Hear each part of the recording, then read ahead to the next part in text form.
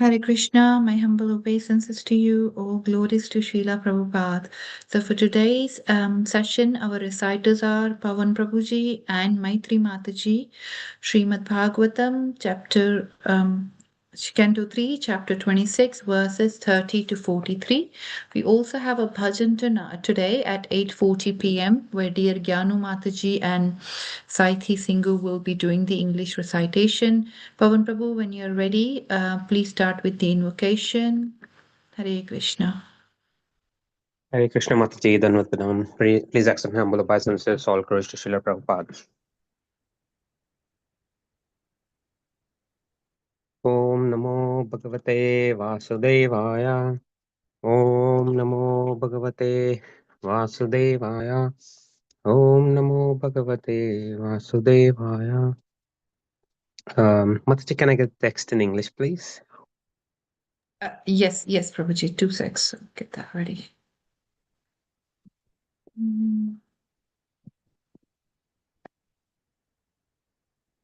Okay. So shall I take the Devnagari out, Prabhuji? Yes, please. Yeah. Okay.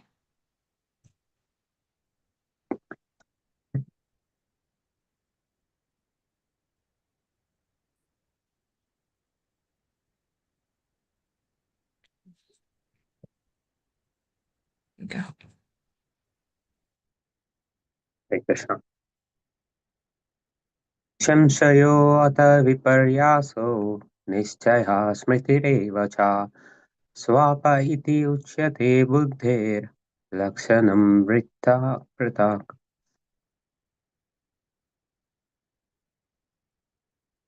Translation: Doubt. Prabhuji, that would be Maitri Mataji. Oh, right. Okay. Yeah. Okay. Am I reading the translations only? Yes, Mataji. Okay. Thank you. Doubt, misapprehension, correct apprehension, memory, and sleep, as determined by their different functions, are said to be the distinct characteristics of intelligence. Actually, my apologies. I see Maitri Mataji, you were meant to do Sanskrit, and Prabhuji, you were meant to do English. So It's fine. It's okay. okay, Let's you're just okay. carry on. Okay, Mataji. Sorry. It's okay. तैजसानीन्द्रियाणि एव क्रियाज्ञानविभागशः प्राणस्य हि क्रियाशक्तिर्बुद्धेर्विज्ञानशक्तिता. Egoism in the mode of passion produces two kinds of senses, the senses for acquiring knowledge and the senses of action. The senses of action depends on the vital energy and the senses for acquiring knowledge depends on intelligence.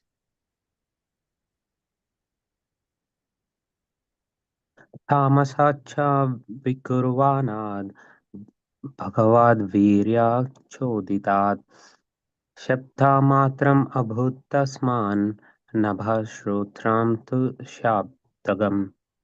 When egoism and ignorance is agitated by the sex energy of the Supreme Personality of Godhead, the subtle element sound is manifested, and from sound comes the ethereal sky and the sense of hearing. आर्ताश्रयत्वं शब्दस्य द्रष्टुर्लिङ्गत्वम् एव च तन्मात्रत्वं च नभसो लक्षणं कवयो विदुः. Persons who are learned and who have true knowledge define sound as that which conveys the idea of an object, indicates the presence of a speaker, screened from our view, and constitutes a subtle form of ether. भूतानां छिद्रधातृत्वं बहिरन्तरम् एव च प्राणेन्द्रियात्मादिस्नयत्वं नभसो वृत्तिलक्षणम्. The activities and the characteristics of the ethereal element can be observed as the accommodation of a room for the external and internal existence of all living entities, namely the field of activities of the vital air, the senses, and the mind. नभसा शब्दात् तन्मात्रात् कालगत्या विकुर्वथा स्पर्शो अभवत् ततो वायुस् त्वक्स्पर्शस्य च सङ्ग्रहः. From ethereal existence, which evolves from the sound, the next transformation takes place under the impulse of time, and thus the subtle element touch and thence the air and sense of touch becomes prominent. मृदुत्वं कठिनत्वं च शैत्यम् उष्णत्वम् एव च एतत् स्पर्शस्य स्पर्शत्वं तन्मात्रत्वं अभास्वतः. Softness and hardness and cold and heat are the distinguishing attributes of touch, which is characterized as a subtle form of air. चालनं व्यूहनं प्राप्तिर्नेत्रत्वं द्रव्यशब्दयोः सर्वेन्द्रियाणाम् आत्मत्वं वायोः कर्माभिलाक्षणम्. The action of the air is exhibited in movements, mixing, allowing approach to the objects of sound and other sense perceptions, and providing for the proper functioning of all other senses. वायोश्च स्पर्शतन्मात्राद् रूपं दैवेतिथाद् अभूत् समुत्थितं ततस्तेजस् चक्षुरूपपादाम्भनम्. By interactions of the air and the sensations of touch, one receives different forms according to destiny. By evolution of such forms, there is fire, and the eye sees different forms in color. द्रव्याकृतित्वं गुणता व्यक्तिसंस्थात्वम् एव च तेजस्त्वं तेजसा Sadhvi रूपमात्रस्य वृत्तया. My dear mother, the characteristics of form are understood by dimension, quality, and individuality. The form of fire is appreciated by its effulgence. द्योतानं पचनं पानम् अदनं हीममर्दनं तेजसो वृत्तयस्त्वप् एतः शोषणं क्षुद्र एव च. Fire is appreciated by its light and by its ability to cook,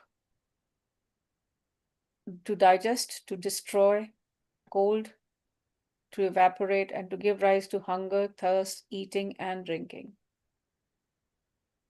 रूपमात्राद् विकुर्वाणात् तेजसोऽधैव चोदितात् रसमात्रम् अभूत् तस्माद् अम्भोजीव रसग्रहा. By the interaction of fire and the visual sensation, the subtle element's taste evolves under a superior arrangement. From the taste, water is produced, and the tongue, which perceives the taste, is also manifested. कषायो मधुरस्थितः सत्त्वमला इति नैकधा भौतिकानां विकारेणां रस एको विद्यते. Although originally one, taste becomes manifold as astringent, sweet, bitter, pungent, sour, and salty due to contact with other substances. क्लेदनं पिण्डनं Tripti प्राणनानपि आयनोदनं तपापानदो भूयास्त्वम् अम्बसो वृत्तयस्त्वमः.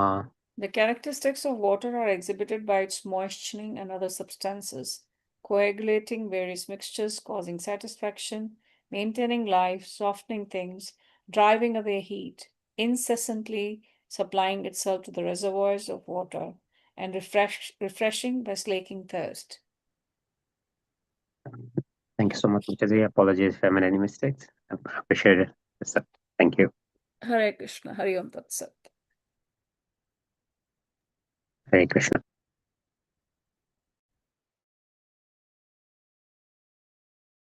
Hare Krishna Prabhu. Thank you very much, Puji and Mataji, for the recitation. Please accept our humble obeisances. All glories to Srila Prabhupada and Guru Maharaj. My name is Krishna Govind Dasa. I'll be doing the chad for today, 22nd of March, 2026. And the verse or chapter that we're going to be reading from Canto 3, Status Quo, chapter 26. So the verses that we'll be discussing today is 27 and 30. If I could just share my screen, just let me know you can see it and also can hear my voice properly. Yes, Prabhuji, we can hear you and we can see the screen. Okay, great. Thank you, Dhammarato Mataji. Okay. The verse that we're going to be reading today is Srimad Bhagavatam, Canto 3, which is the status quo, chapter 26, Fundamental Principles of Mature Nature, and verse 27. Om Namo Bhagavate Vasudevaya. Om Namo Bhagavate Vasudevaya. Om Namo Bhagavate Vasudevaya. Narayan Namaskritcha Naram Chaiva Narottanam Devim Saraswati Vyasam Tato Jayamadhiraya Nasteshu Bhadreshu Nitya Bhagavata Sevaya Bhagavatamutam Shloke Bhakti Bhavati Naistaki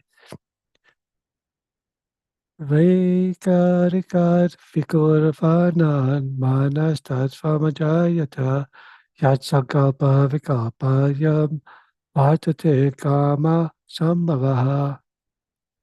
Translation: from the false ego of goodness, another transformation takes place. From this evolves the mind, whose thoughts and reflections give rise to desire. Purport by His Divine Grace, I say Bhaktivedanta Swami Srila Prabhupada Ki Jai.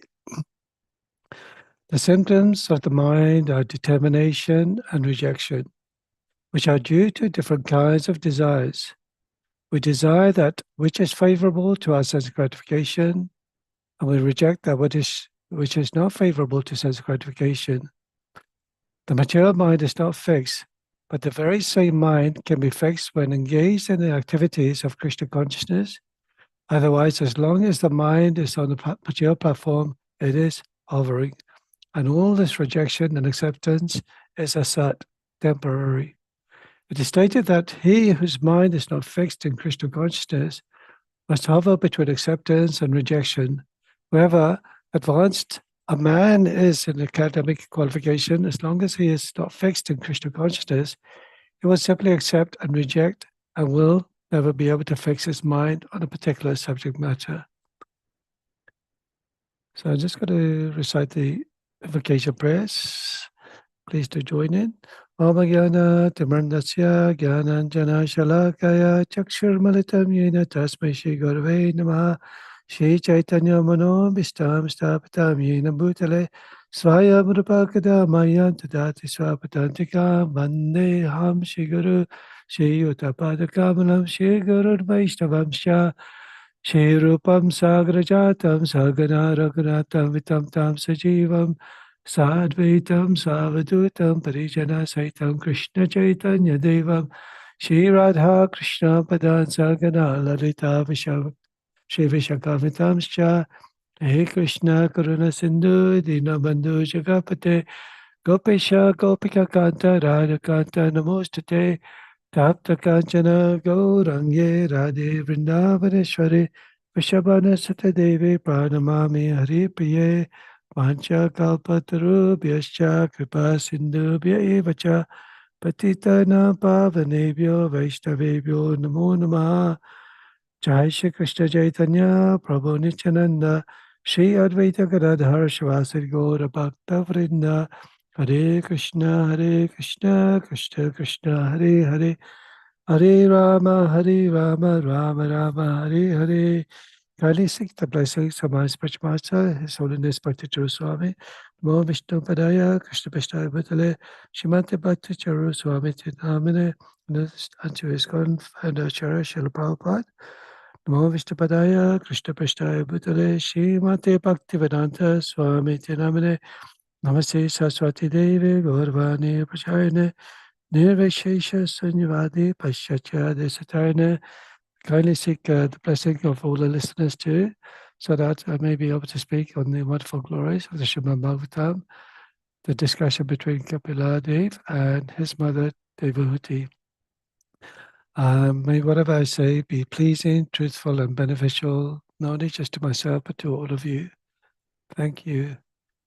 So just going back to this verse, talking about false ego.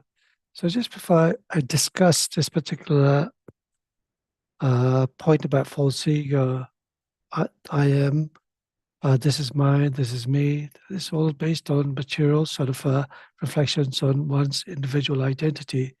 But just to understand where false ego comes from, I'm just going to go to the previous verse, which was covered in a previous class a couple of days ago. And it mentions, just for time, I'm just going to relate the translation. This false ego is characterized as the doer, as an instrument, and as an effect. It is further characterized as serene, active, or dull, according to how it is influenced by the modes of goodness and passion and ignorance. So this is something interesting. I'll just repeat part of the purport that you may have read already previously, but for those who were not able to join in that class a couple of days ago, the purport reads, Ahankara, or false ego, is transformed into the demigods, the controlling directors of material affairs. As an instrument, the false ego is represented as different senses and sense organs. And as a result of combination of the demigods and the senses, material objects are produced. In the material world, we are producing so many things, and this is called advancement of civilization. But factually, the advancement of civilization is a manifestation of the false ego. By false ego, all material things are produced as objects of enjoyment.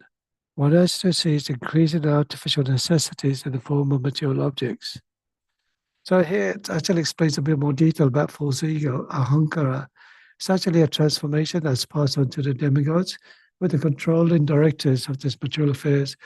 Just when we understand false ego, what is false ego?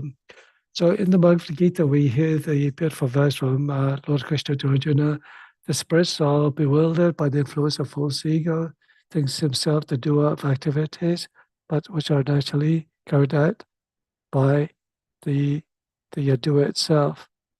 So sometimes we actually think that we're actually doing everything, but it's actually covered by the three modes of material nature, goodness, passion, and ignorance. And false ego is a form of prestige within ourselves where we think that we are the doer, we are actually governing everything itself. We're actually the body itself. So a lot of devotees, when they first came into the movement, when Srila Prabhupada was mentioning that you are not this body, they couldn't understand what they meant by you are not this body. So Srila Prabhupada actually explained what it is. So he gave the example about the car and the person inside the car. The car can only be driven by the person inside the car, but if the driver's not inside the car has no sort of value or use to it. Of course, nowadays we have electric cars which can run automatically, but still there is somebody who has to make that vehicle run. But the example is that similarly, the body, the material covering is external, it's temporary, it's prone to birth, old age, disease, and eventually death. But the spirit soul is pure by nature. Its original constitutional position is to be with the Supreme Personality of Godhead. But unfortunately, because we've been living in this material world, we're sort of affected by the three modes of material nature, which covers our original constitutional position. So this is a little explanation about false ego. So going back to the verse that we were reading today, just to purport again, our translation again. From the false ego of goodness, another transformation takes place. From this evolves the mind, whose thoughts and reflection give rise to desire. So just before I go on a little bit, as you know, there are 8 material elements. 5 are gross elements. Does anybody know what those 5 gross elements are? Earth, water, fire. Yeah, go ahead. Earth, water, fire, air, ether. Yeah. Earth, water, fire, air, and ether. Those are the material gross elements. Now, somebody also wanted to say something. If they happen to say, what are the 3 subtle elements? Mind, intelligence, and forcing. Okay, it was supposed to be for somebody else. Thank you. Oh, sorry. Thank you. So here's the verse, Bhagavad Gita, chapter 7, Knowledge of the Absolute. 7.4. Bhumi apo nalo vayu kama kamano buddhi vacha ankareti amme bina prakritiastada. So we heard the word ankara, we know it's false ego. So translation, earth, water, fire, air, ether, mind, intelligence, and false ego. Altogether, these 8 constitute by separated material energies. So the first 5, earth, water, fire, air, and ether, Those are the gross elements. Our body's made out of those gross elements as well. But the subtle body is made out of mind, intelligence, and false ego. When you die, that gross body perishes. However it is cremated or buried or whatever it is, it deteriorates. But the mind, intelligence, false ego travels into the next body depending on how we behaved in this life or previous life. We get a certain body in our next life. And along with that, along the journey comes the individual soul, accompanied by the Paramatma as well. So the false ego itself is actually, as I mentioned earlier on here, the false ego of goodness, another transformation takes place. And from this, it's the mind. So the mind also allows you to distinguish what is right and what is wrong. It gives desires, certain desires that we have that we are favorable to, or certain desires that is, we're not so favorable to. So within that desires, certain things that causes us to have sense of gratification, that is caused by the mind itself. But certain things that we reject also is caused by the mind. So a simple thing like a hot cup of coffee, everybody likes, say, decaf hot coffee or tea, but also you may not like that particular coffee if it's not hot, if it's not sweet, or if it's not got the right quantity of milk or coffee level, if it's cold, if it's too bitter. There's so many variations that could have. If you have a particular coffee, you like a coffee to your choice, to your satisfaction.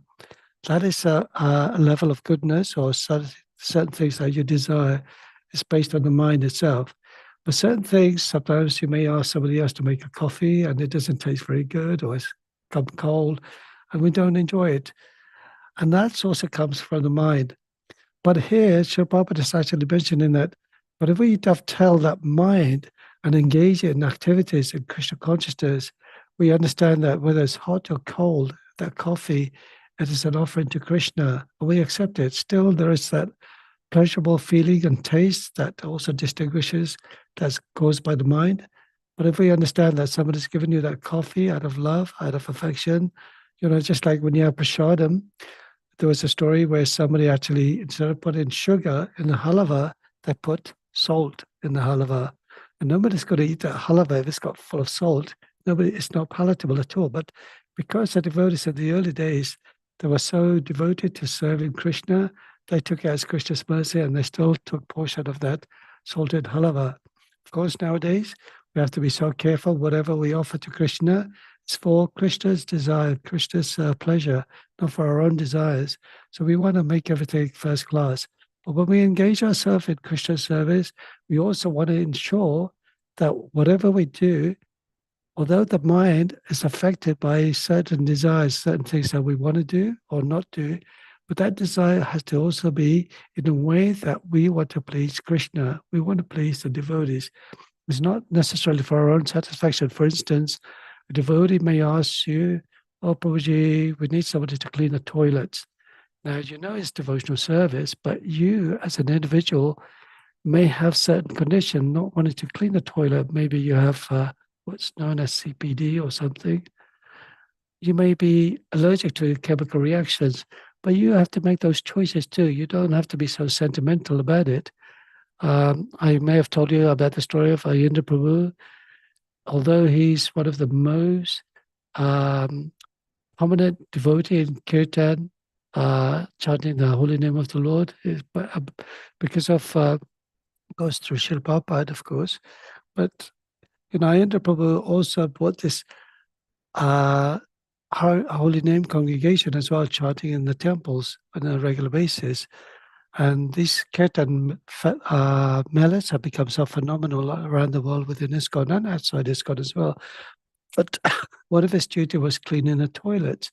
And he didn't mind doing it because not only was he doing deity worship, he also does daily sort of cleaning the toilet. He just felt that it also purifies him and brings about humility. In fact, you see a wonderful devotee in the temple. She's a wonderful cook. She's a wonderful pujari. She takes care of devotees. She has children of her own and grandchildren. But you see her at Janmashtami time, she's emptying all the dustbins. She's cleaning the toilets as well. And it takes a lot of humility to do that. Being fixed in activities, engaged in Krishna consciousness, although it pleases the mind, but you've got to do it in a way that also helps you encourage in your own devotional life. If something doesn't favor you in a certain way, then of course you have the intelligence to decide what to do and not to do. You're doing it to please Srimati Radharani, you're doing it to please Srila Prabhupada, to please all the acharyas. If you're doing it to please yourself, then that's where false ego gets mixed by the three modes of elements, goodness, passion, and ignorance. But when you do it in the mode of pure goodness, then certainly you advance yourself in a better way. So that mind is also very important because, as we mentioned quite a few times in previous classes, Arjuna is a little perturbed. He says, for the mind is restless, turbulent, obstinate, and very strong. And it is very difficult to control it. It's far easier to control the wind than the mind, he tells Krishna. But what does Krishna answer? Krishna answers many, many wonderful reflections on how to focus your mind. This is from chapter 6, Dhyana Yoga. So one of the first verses it mentions is, for him who has conquered, this is verse 6, for him who has conquered the mind is the best of friends. We want the mind to be the best of our friends, don't we? We don't want the mind to be, but for one who has failed to do so, his mind will remain its greatest enemy. How will the mind become its greatest enemy? If the mind says, oh, look, there's some money in a bag, it's left on a counter, shall I take it? In your mind, you want to take it because you want to become rich. You want to take something which doesn't belong to you. But you know that if you take that money and you get caught, then you're going to blame the mind. Why did you take that money? It's not yours. Whether you're a devotee or not devotee, there's certain moral principles behind certain ethics, what you should and shouldn't do. If you overindulge in eating, then certainly you're going to get a consequence of a bad stomachache or being unhealthy. If you oversleep or not sleep enough, then it's going to affect your health as well. And we'll come into the verse later on. So there's many things that within our mind that you want it to be your best friend by doing the thing which is right. And why? How do we know what is right? By listening to our parents, by listening to our teachers, listening to our peers, listening to those who are more senior to us, our elders. And if you're a devotee, of course, we listen to our authorities, Guru, Sadhu, Shastra. And by understanding how we can develop the mind to be the best of friends, we reject things which are not favorable, that prevent us from progressing in our spiritual journey. And in the early days of Srila Prabhupada's ISKCON movement, many of the devotees who joined the temple within Srila Prabhupada's foundation of ISKCON, many of them were into drugs, LSD, alcoholism, into illicit sex, and all sorts of things, all sorts of habits. But the strange thing is, Srila Prabhupada's mercy and association, by giving them prasadam, by giving them spiritual knowledge, by doing kirtas, by really taking care of them, they slowly gave it up.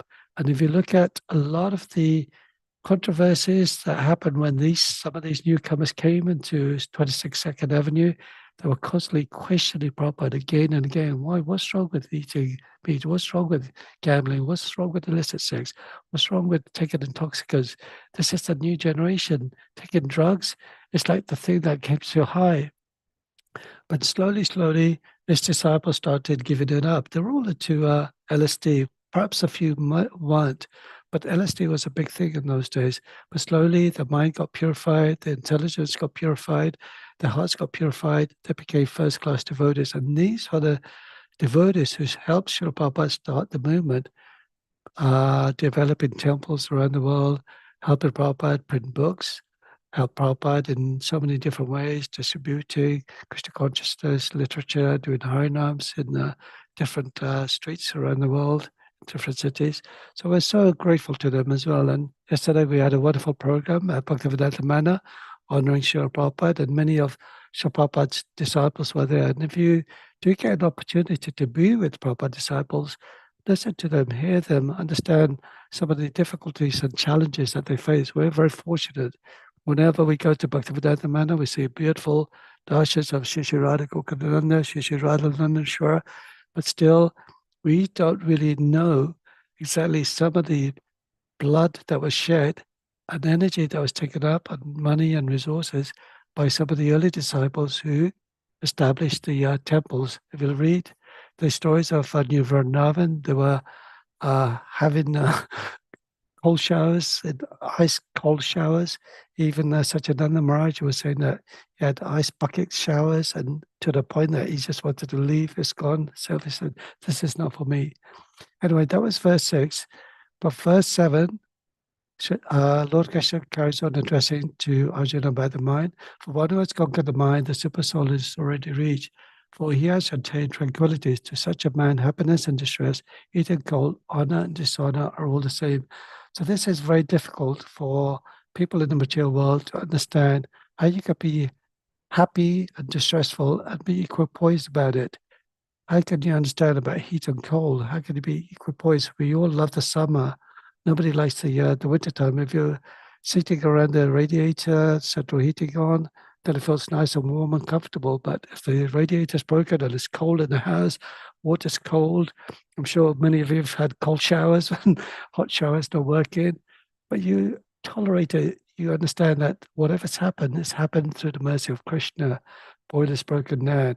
There's no if you look at what goes on in the world, if we were brought up in India or Africa, we understand what our parents went through. When you hear their stories, they were living on like bread and water just to make us come to a place of better comfort, allowing us to get better education, allowing us to be able to live comfortably in such a way that we use our intelligence to understand some of the difficulties others face and how we can avoid our children facing those difficulties too. But importantly, the other verse that Krishna mentions to Arjuna, the beautiful verse everybody loves, Bhadrash Pashashta Kontaya Shitushna Shikodukada Gampayana Nichestam Tatiksheshva Bharata.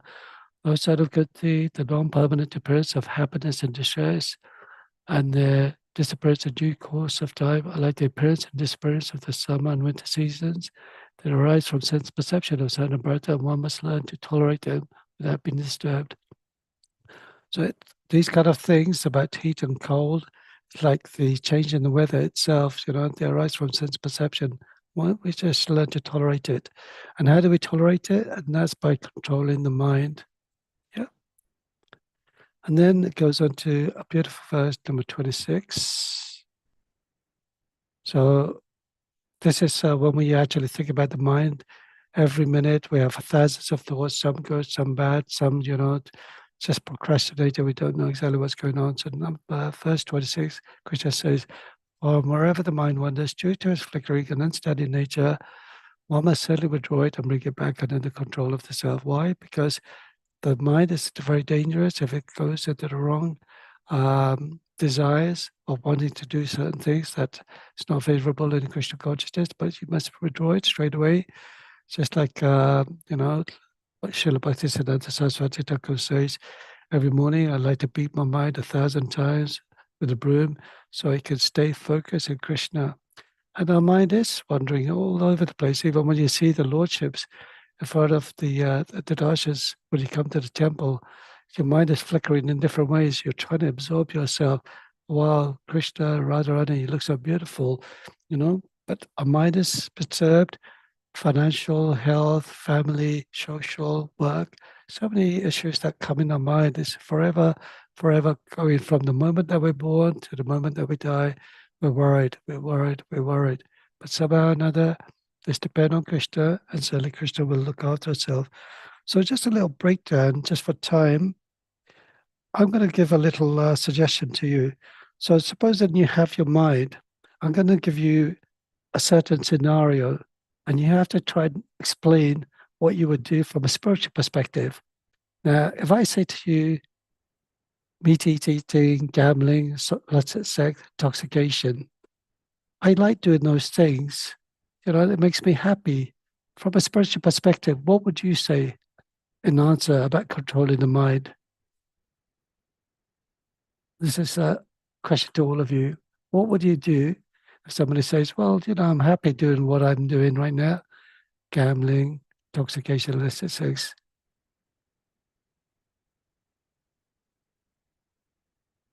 But it's shy. Garanga Devi, you're very intelligent. You give classes. If you're still there. Hare Krishna Prabhuji. Did you call me Prabhuji? Yeah. Mataji, what would you say if you were preaching to somebody and you mentioned about the 4 regulated principles and somebody says to you, well, I enjoy it. What's wrong with it? Why can't I do what I want to do in my life? Well, how would you sort of react or preach to them in a Krishna conscious way? I don't have no way, Prabhuji. I'm sure you do. Idea, Prabhuji. Sorry about that. No worries, no worries. I didn't mean to put you in that spot. But anyway, we understand that as Krishna consciousness, we may be told not to do these kind of activities. But when we preach, somebody may say, well, what's wrong with gambling? What's wrong with illicit sex? But you just have to tell them the consequences, what happens when you indulge in gambling, you lose all your money, you get into crime, you go into criminal activities. We see the consequences of people getting involved with scams, cheating other people. You see people, how do you call it, stealing money just to pacify their desires for gambling. Illicit sex, what happens? Unwanted children, unwanted population, which creates unwanted progeny, as Krishna says, as Judah says to Krishna. But also at the same time, other things like meat eating. What is it? You're killing an innocent animal. It may be satisfying your flesh, but do you realize the consequences, the several reactions by killing an animal and eating it?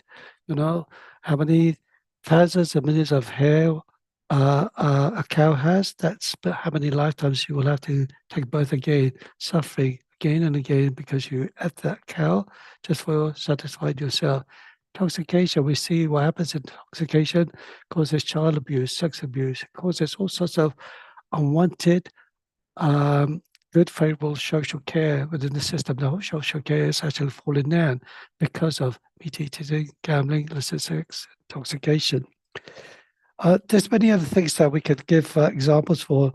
Now, supposing somebody may say about association with devotees, but the non-devotees, they associate with karmis. The karmis, they don't really have a reflection on that good behavior or any desire in serving the Supreme Lord that will actually free them from the sinful reactions of birth and death.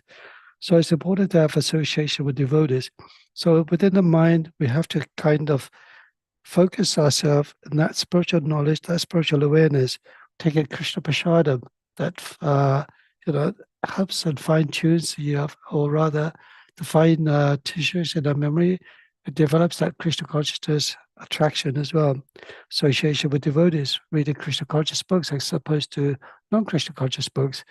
Krishna conscious books allows you to culture your spiritual development. It allows you to understand what is the absolute truth as given by the authorities, by Krishna himself, from the Bhagavad Gita, from Srimad Bhagavatam, and many other beautiful books that Prabhupada has kindly allowed the translation into different languages that we could read. Simply by singing glorification of the Supreme Lord, and this sage of Kali Yuga, Sarvabhauma Bhattacharya asked Lord Chaitanya Mahaprabhu, what is the highest execution in devotional service? And what was his answer? Does anybody know? What did Lord Chaitanya Mahaprabhu, what verse did he quote to Sarvabhauma Bhattacharya? He quoted the verse, Harinam, Harinam, Harinam, Eva Kevalam, Kalonashte, Kalonashte, Kalonashte, Bhagatyanyata. In this age of Kali, there's no other way, no other way, no other way, 3 times than chanting the holy names of the Lord, chanting the holy names of the Lord, chanting the holy names of the Lord. And although we hear Shravanam, Kirtanam, Vishnu, Smaranam, Padasevanam, Hearing is the most important, but in this case, Lord Chaitanya Mahaprabhu told Sarvabhauma Bhattacharya the way to perfection and execution, the highest form of devotional service, is by chanting the holy name of the Lord, because the name of the Lord, Krishna, and his personality is non-different at all. In this age of Kali, the Yuga Dharma is transcended in the holy name of the Lord, the congregational chanting of the holy name of the Lord.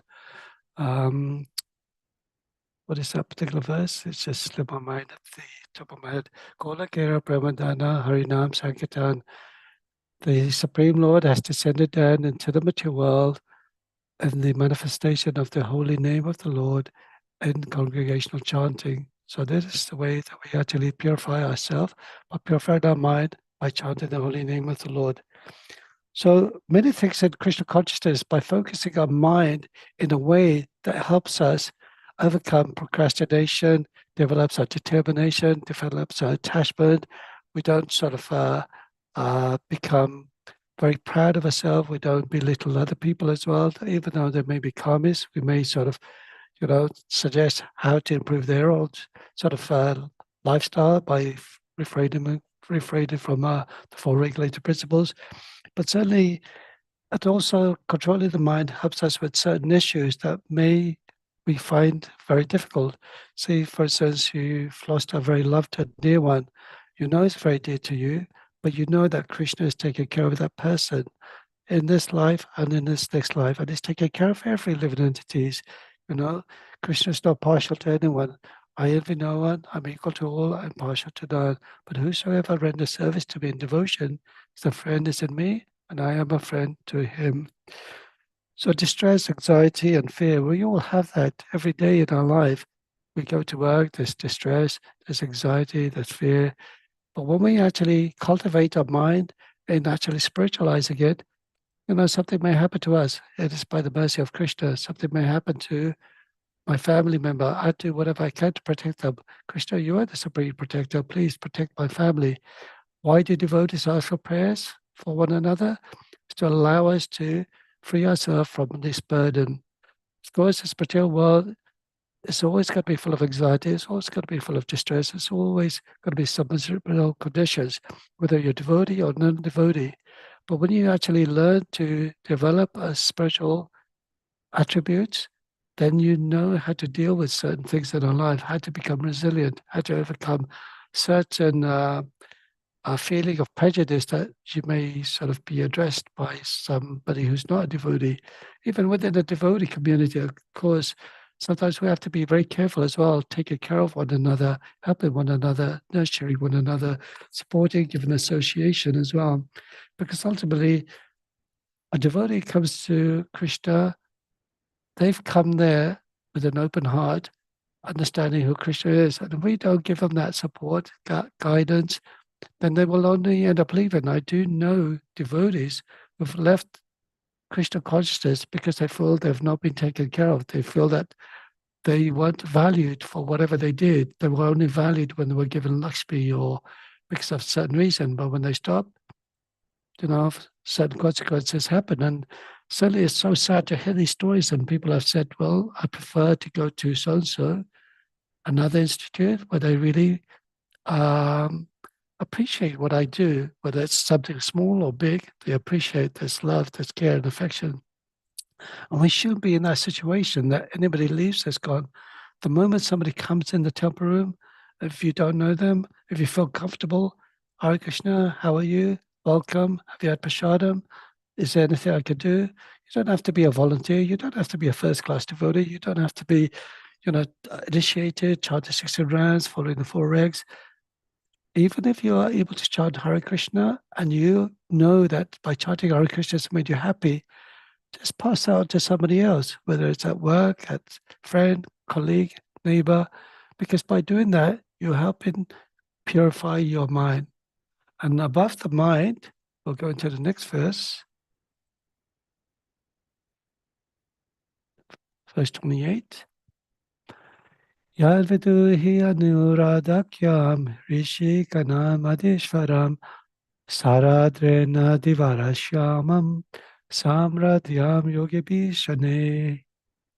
Translation: the mind of the living entity is known by the name of Lord Anuruddha, the supreme ruler of the senses. He possesses a bluish-black form resembling a lotus flower growing in the autumn. It's found slowly by the yogis. Purport: the system of yoga entails controlling the mind, which we mentioned earlier on. The Lord of the mind is Anuruddha.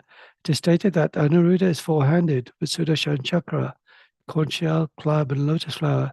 There are 24 arms of Vishnu, each differently named, and among these 24 arms, Shankashan, Anuruddha, Pradyumna, and Vasudev are depicted very nicely in the Chaitanya Charitamrita, which is stated that Anuruddha is worshipped by the yogis. So these four personalities are actually expansions of Lord Balaram. Anuruddha, as you know, is the grandson of Lord Krishna, and his father was Pradyumna, who is the son of Krishna. Pradyumna's expansion is also Cupid or Kamadev, the god of love.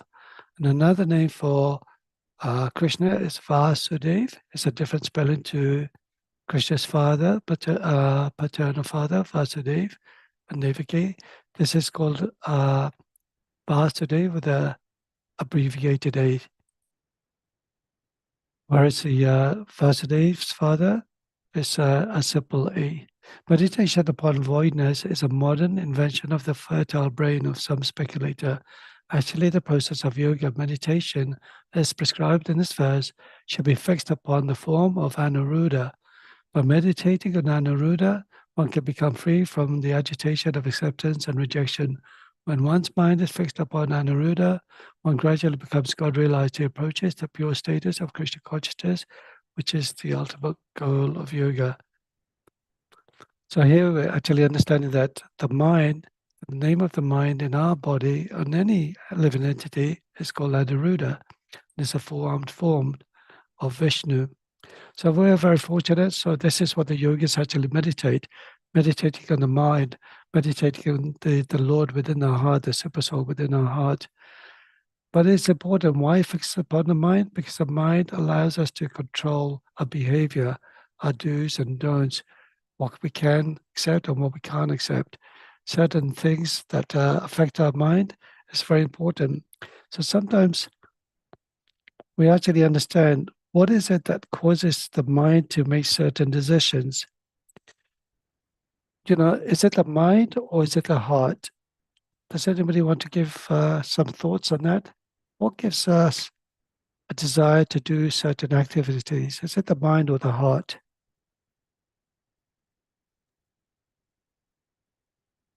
Mind.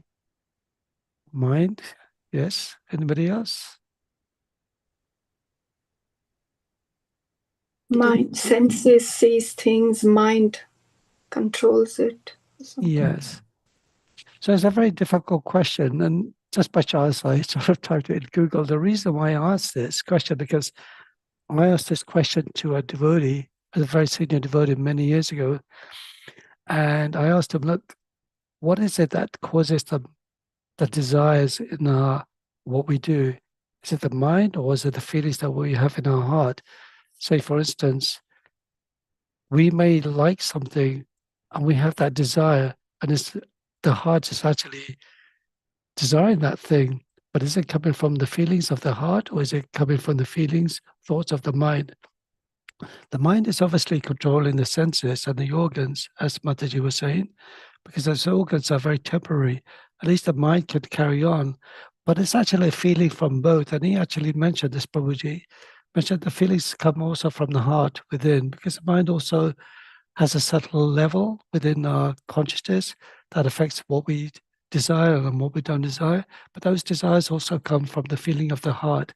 Say, for instance, you may like a certain activity, but your heart is actually saying, no, you shouldn't do that. But the mind is saying, yes, go ahead. For example, an ice cream, you know, but your heart is telling you, no, don't have it because it will have a consequential repercussion. If you have too much ice cream, too much sugar, you got diabetes, all that sort of thing. Not just ice cream, but it could be any sort of thing, even a material object. some sort of sense gratification, a car or something, a man or a woman, anything. But our mind is also saying certain things. Well, if I do this, how am I going to be taking care of this? Will I be able to afford it? Will I be able to pay the insurance? Will I be able to take care of it if there's an accident? Like a friend of mine who owns a car shop, you probably go into his place, car clinic. He was saying people buy all these wonderful, expensive cars, thinking, yes, I've got this beautiful car. But when they come to a shop to get it repaired, even changing a tie wheel on a BMW, it costs £250, and they're saying, "Oh, why is it so much?"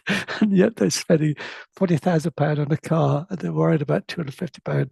Of course, each individual has their own sort of identity, what they can and can't afford. But the point I'm trying to make is, our mind is actually wanting to have something, but our heart is also telling us. So you use your connection on how you feel, what is right, and making those choices, not necessarily by the choice of the heart. We desire everything in our heart. We desire everything in our mind. But from a Krishna conscious point of view, you have to make those decisions too. It's so important. Just to go into the next verse because of time. Text 29. Teja Satu Vikorvana Buddhi Tattvamabhut Sati Dravyas Purana Vijnanam Indriyam Anugraha. Translation. By transformation of the false ego in passion, intelligence takes birth. A virtuous lady, the functions of intelligence are to help in ascertaining the nature of objects when they come into view and to help the senses. So above the mind is the intelligence. So we got to remember, although we have those feelings on the mind, but above that is intelligence. That's what really makes our decisions, which I should have mentioned earlier on. But of course, because of this verse, it's sort of come to my mind. Just to read the purport and some verses I want to share with you from Bhagavad Gita. Intelligence is a discriminating power to understand an object, and it helps the senses make choices. Therefore, intelligence is supposed to be the master of the senses. The perfection of intelligence is attained when one becomes fixed in the activities of Krishna consciousness. But the proper use of intelligence, one's consciousness is expanded, and the ultimate expansion of consciousness is Krishna consciousness. So here we can understand from the mind, when it's in the place into goodness, passion, and ignorance, then intelligence takes birth. And then from intelligence, we help ascertain the nature of objects when they come into view. So we can decide certain things within our through our intelligence. And intelligence is very important, although it's a subtle sort of element within our body. All living entities has certain intelligence, even the trees, the birds, animals, aquatics, insects, everything has some intelligence. There's intelligence in this pervading this whole universe as well. We don't always see it and we don't perceive it, but that intelligence is always there. The intelligence dictates through the heart, through the mind, exactly what choices that we should make. Just like I was given the example about an expensive car. Are you able to afford it? Are you able to pay for the servicing and all the attributes that go behind it as well, taking care of that car, that big house, anything? But of course, if you're doing it for Krishna, we understand that we still have that intelligence. What do I really want it for? Can I utilize that money to help support the temple in different ways, different projects, different devotees who may not have the same facility as we do? Perhaps devotee care, helping somebody with their hospital requirements, medications, so many things. There's one particular wonderful devotee from Bhaktivedanta Mana. He's a pujari, he's a pharmacist, and every time I go in the pujari room, there's bags full of different medications. And I look at them and it's all for different devotees, different pujaris, different devotee community. And I think, well, what a phenomenal devotee. From his pharmacies, he's bringing all these medications. Of course, they're sort of off the counter, or counter-based medications that they're allowed to have and prescribed. It's not something illegal or anything like that, but helping the devotees who may have some physical ailments. But anyway, the main point was using that intelligence, serving Krishna, serving the devotees, serving yourself, serving your family is so important as well. So the verse I wanted to share with you from Bhagavad Gita, Namrata Mataji, would you like to read this verse and the translation, if that's okay? Bhagavad Yes, Gita, Prabhuji. Karma Yeah. Yoga. Om Namo Bhagavate Vasudevaya, Om Namo Bhagavate Vasudevaya. Bhagavad Gita 3.42. Indriyani parani ahur indriye bhayaha param manaha manasastu para buddhir yo buddhehe para tastu saha. Okay, just before I scroll down, does anybody know the translation? I'd like to try and encourage all the devotees as well to participate. Okay, here we go. Translation. The working senses are superior to dull matter. Mind is higher than the senses. Intelligence is still higher than the mind. And he, the soul, is even higher than the intelligence. Okay, thank you so much. So from the 5 elements, earth, water, fire, air, ether, we have the working senses, which are the gross elements. And then, of course, above that, we have the subtle elements, mind, intelligence, and ego. And here it mentions about the senses are superior to dull matter, which doesn't really have any sort of reason to do anything at all because it's there under the 3 modes of material nature, goodness, passion, and ignorance. But higher than the working senses is the mind. As we mentioned earlier on, the importance about the mind itself. It's the transformation of false ego itself. But higher than the mind is intelligence, yeah?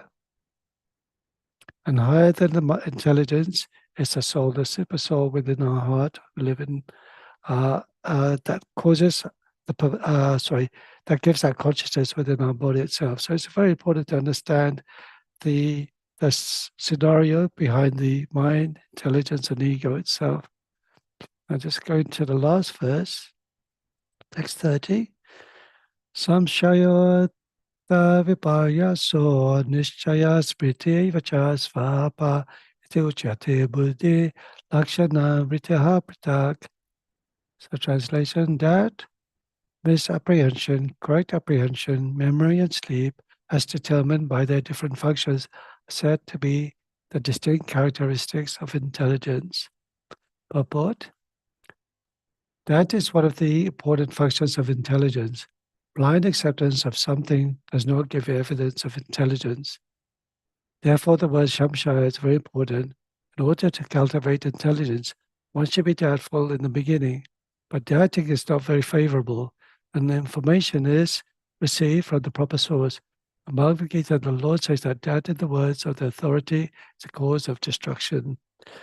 So just to add a little bit of information here.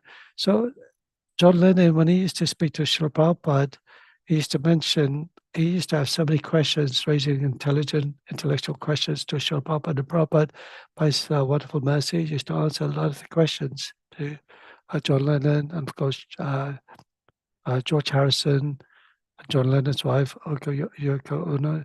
So anyway, one of the questions that I remember reading from Chant to Be Happy book was John Lennon was asking, how do I know spiritual master is true? How do I know? Because everybody's claiming to be representatives of God. And Srila Prabhupada answered, he didn't say, come to me, I could show you Krishna. He actually answered in such a way to free the doubts of John Lennon, who had this inquisitive question. And it was a question for all of us, an answer that really reflects for all of us. So Srila Prabhupada said that the important thing is that particular person who is an authority, a spiritual authority, who gives you that spiritual connection to Krishna is considered to be a bona fide spiritual master. So even though he didn't say himself, come to me, I'll be your guru, he actually said a spiritual authority who could bring you to Krishna consciousness as it is from the scripture books, then he is eligible to become a bona fide spiritual master. So, and that's exactly what Lord Chaitanya Mahaprabhu says.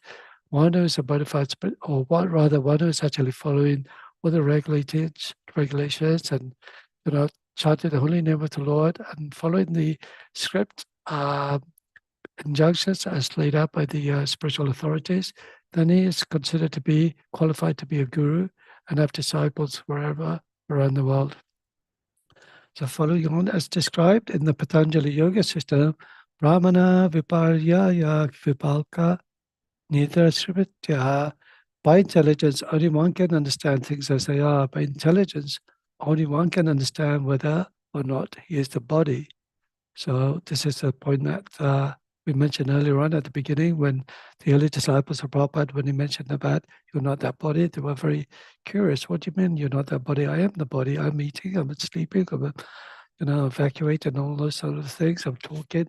So Srila Prabhupada explained, no, that body is only functioning because of the cause of the super soul within your heart. The study to determine whether one's identity is spiritual or material begins in that. When one is able to analyze his actual position, the false identification with the body is detected. This is viparyasa. When false identification is detected, then real identification can be understood. Real understanding is described here as nischaya, or proved experimental knowledge. This experimental knowledge can be achieved when one has understood the false knowledge. By experimental or provoked knowledge, one can understand that he is not the body, but the spirit soul. Smriti means memory, swapa means sleep. Sleep is also necessary to keep the intelligence in work and order. If there is no sleep, the brain cannot work nicely. Bhagavad Gita, it is especially mentioned that persons who regulate eating, sleeping, and other necessities of the body in the proper proportion, become very successful in the yoga process. These are some of the aspects of the analytical study of intelligence, as described in both the Patanjali Yoga system and the Sankhya philosophy system of Kapila and Kapila Dev and Srimad Bhagavatam. Sorry, just for time, I won't go into detail explaining this verse, but I'll just share this last verse with you. It's about talking about sleep and eating. So this is, it's basically from here. That chapter 6 that we were reading earlier on, Dhyana Yoga.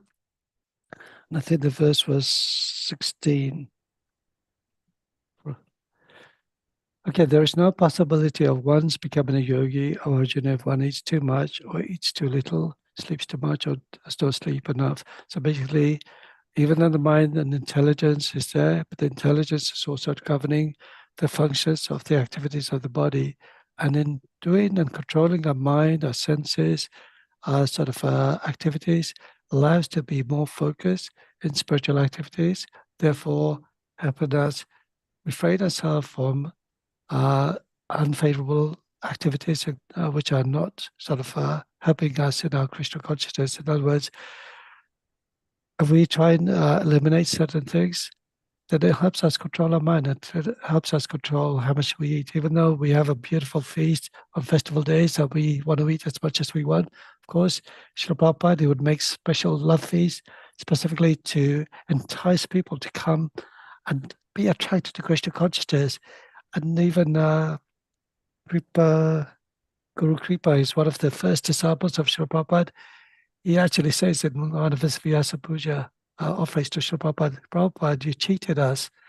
You gave us prasadam that was so tasty, so nourishing, and so beautiful that we came to Krishna consciousness through prasadam. So we may be attracted to prasadam, but of course, regulate yourself. And once again, regulate your sleeping so you don't feel too tired, so overexerted. You lose your energy. Keep yourself healthy, fit, and take care of yourself. I think that's way over time now, actually, so please forgive me. Please forgive my mistakes as well. Panchakapatarubhyascha kripasindhubhyacha patitanam pavanebhyo vaishnavibhyo namo namah. Srimad Bhagavatam ki jai. Over to you, to Shri Kishore Mataji and Namrata Mataji. Hare Krishna, Prabhuji, thank you so much. Beautifully explained, Prabhuji, as always. Haribol. More glories to your service. So, Prabhuji, for today's bhajan, we have dear Gaurangi Devi Dasi Mataji singing a beautiful bhajan on occasion of our Ram Navami coming. But before she sings the bhajan, we would have Saithi Singhu, if I've said the name correctly, doing the English translation. Are you here?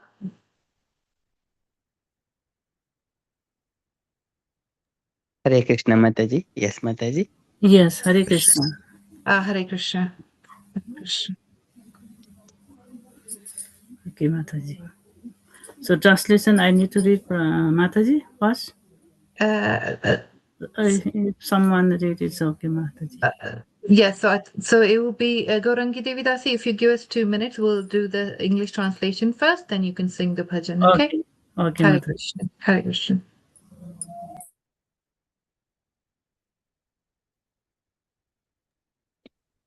The lord of the Raghus, a descendant of the Raghu dynasty, King Ramachandra, purifier of the fallen, glories to Sri Sri Sitarama.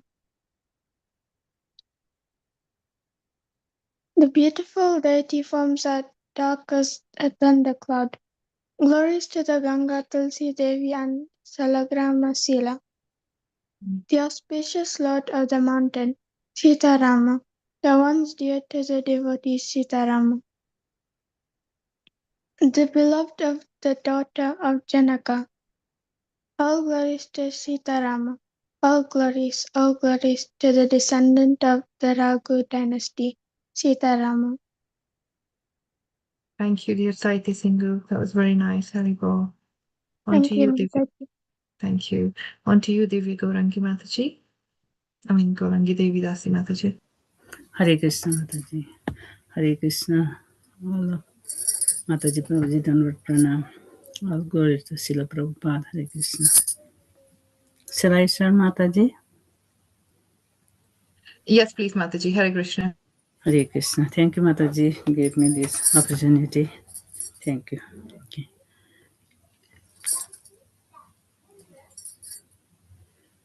Raghupati Raghav Raja Ram Patita Pavana Sitaram Raghupati Raghav Raja Ram Patita Pavana Sitaram Sitaram, Sitaram, bhaj pyare to Sitaram. Sitaram, Sitaram, bhaj pyare to Sitaram. Raghupati Raghav Raja Ram Patita Pavana Sitaram Sundara Vigraha Megha Ganga Tulasi Saligram Sundara Vigraha Megha Ganga Tulasi Saligram Raghupati Raghav Raja Ram Patita Pavana Sitaram Sitaram Sitaram bhaj pyare tu Sitaram Sitaram Sitaram bhaj pyare tu Sitaram Raghupati Raghav Raja Ram Patita Pavana Sitaram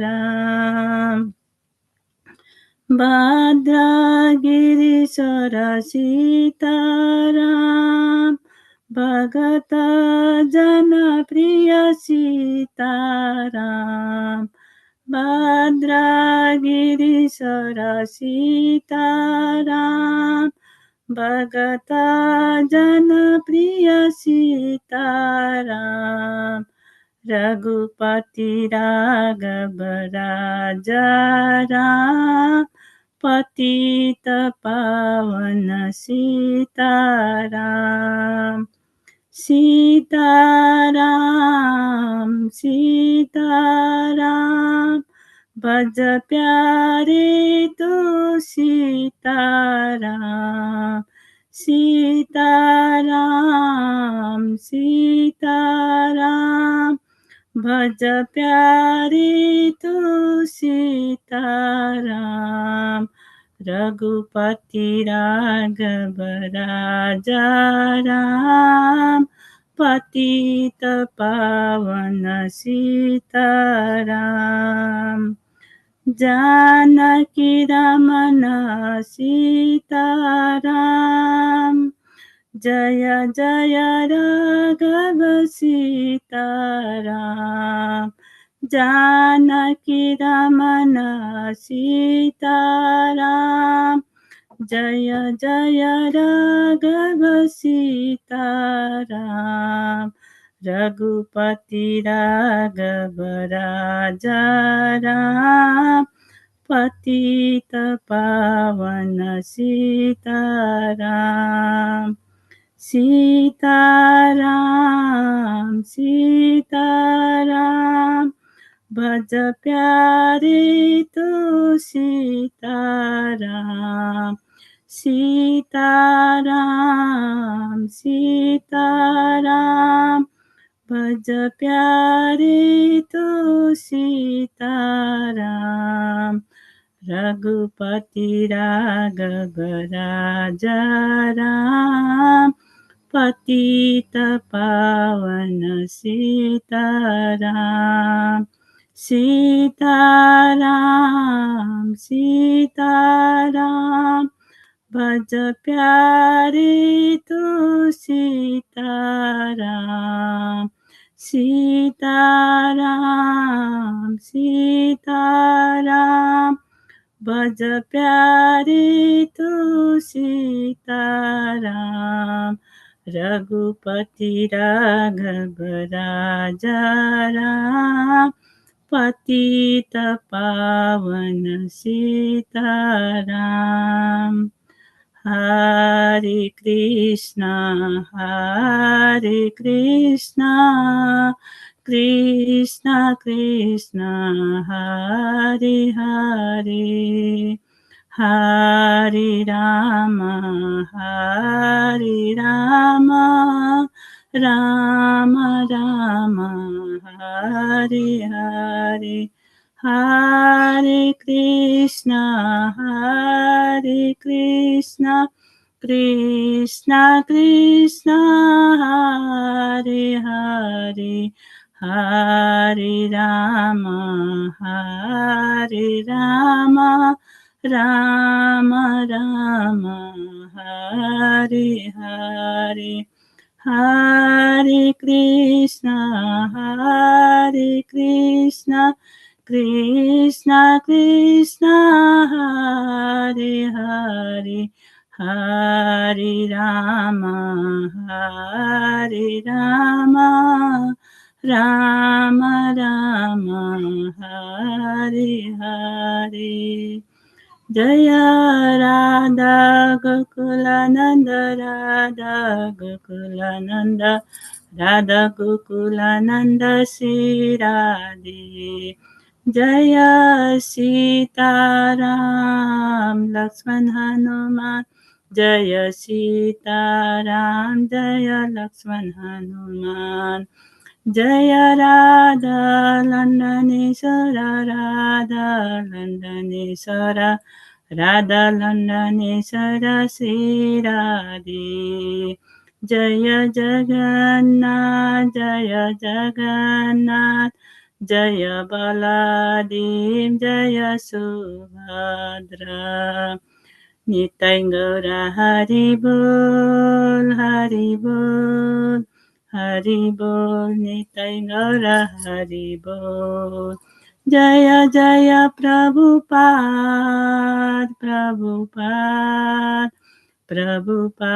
जय जय प्रभुपाद जय जय गुरुदेव जय जय गुरुदेव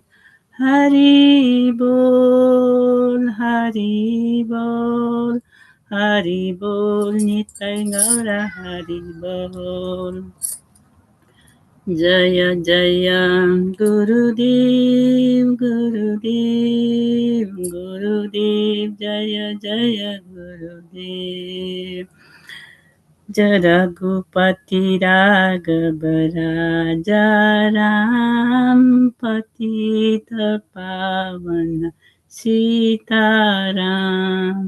Hare Krishna Mataji. Sorry Mataji, I did mistake, sorry. Beautifully sang, Mataji. Hare Krishna, Hare Bol. Oh, glories to your service. Oh, glory to Srila Prabhupada. Hare Krishna. And beautiful recitation by Sahiti Singhu as well. Thank you. Hare Bol. Thank you very much. So beautifully sung. Are you allowed to put your video on so we could, well, thank everybody could give you 3 Haribols? It's a lovely song. If you're not too shy, Gaurangi Devi. Okay. Hare Krishna Prabhuji. Did you say? Oh, sorry, I did video on, but it's not. Hare Oh, Krishna. there. Oh, thank you so much. So nice. If everybody could raise their hands and give 3 Haribols, Gaurangi Devi, Mataji Ki Jai. Hare Krishna. Haribo. Haribo. Haribo. Thank you very much. Hare So Krishna. lovely. Thinking of Lord Ramachandra, because it is Lord Rama's appearance day on Thursday. So if you're able to, make some offerings, make some prayers, make some wonderful contributions to serve Lord Ramachandra, because he is the Supreme Personality of Godhead as well. Thank you, everyone. And once again, have a wonderful week ahead of you. Hare Krishna.